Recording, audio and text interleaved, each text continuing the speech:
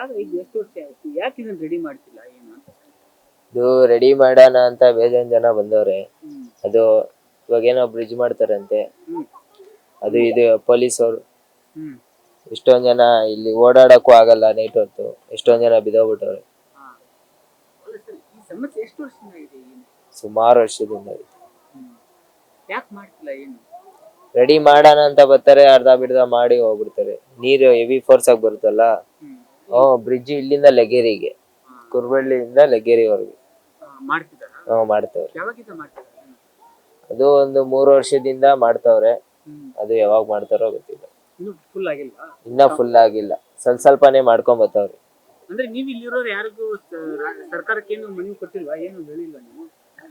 ಹೇಳವ್ರೆ, ಗಿಡ ಕಟ್ ಮಾಡ್ತಾರೆ ಇಲ್ಲಿ ಎಲ್ಲಾ ರೆಡಿ ಮಾಡಕ್. ಗಿಡ ಎಲ್ಲ ಕಟ್ ಮಾಡಿದ್ರು, ತಿರ್ಗಾ ಬೆಳೆದ್ಬಿಡ್ತು. ಅವ್ರೇನು ನೋಡೇ ಇಲ್ಲ. ಅದು ಮಳೆ ಬಂದಾಗೆಲ್ಲ ಹೆಂಗೆ ನೀರೆಲ್ಲ?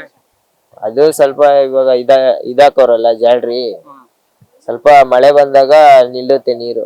ಇಲ್ಲಾಂದ್ರೆ ಮನೆಗೆಲ್ಲ ಹೋಗ್ಬಿಡ್ತಿತ್ತು. ಇವಾಗ ಸ್ವಲ್ಪ ಕಮ್ಮಿ ಆಗಿದೆ. ಇವಾಗ ಸ್ವಲ್ಪ ಕಮ್ಮಿ ಆಗಿದೆ. ಸ್ಮೈಲ್ ಅಂತ.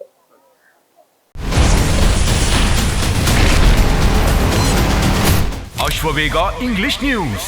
Coming soon. Your channel, your voice, your trust.